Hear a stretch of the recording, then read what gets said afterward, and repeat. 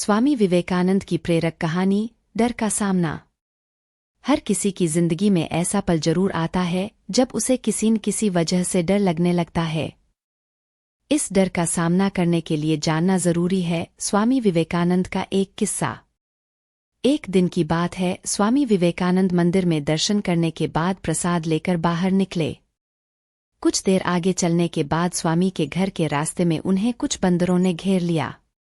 स्वामी थोड़ा आगे बढ़ते और वो बंदर उन्हें काटने को आते। काफी देर तक स्वामी विवेकानंद ने आगे जाने की कोशिश की, लेकिन वो ऐसा कर न पाए। आखिर में स्वामी विवेकानंद वहां से वापस मंदिर की ओर लौटने लगे। उनके हाथ से प्रसाद की थैली को छीनने के लिए बंदरों की टोली भी उनके पीछे भागने लगी। स्वामी डर गए और वो भी डर के मारे दौड़ने लगे। दूर से मंदिर के पास बैठा एक बूढ़ा सन्यासी सब कुछ देख रहा था। उसने स्वामी को भागने से रोका और कहा, बंदरों से डरने की जरूरत नहीं है। तुम इस डर का सामना करो और फिर देखो क्या होता है। स्वामी विवेकानंद सन्यासी की बात सुनकर वहां ठहरे और बंदरों की तरफ मुड़ गए। अपनी तरफ तेजी से बंदरों का आता देखकर स्वामी भी उनकी तरफ उतनी ही तेजी से बढ़ने लगे। बंदरों ने जैसे ही स्वामी विवेकानंद को अपनी तरफ आता देखा तो वो डरकर भागने लग गए।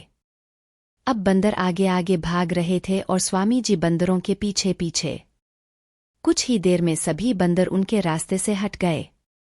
इस तरह स्वामी विवेकानंद ने अपने डर पर जीत हासिल की। फिर वो लौटकर उसी सन्यासी के पास गए और उनको इतनी बड़ी बात सिखाने के लिए धन्यवाद कहा। कहानी से सीख, कोई भी चीज डर का कारण तब तक बनी रहती है जब तक हम उससे डरते हैं।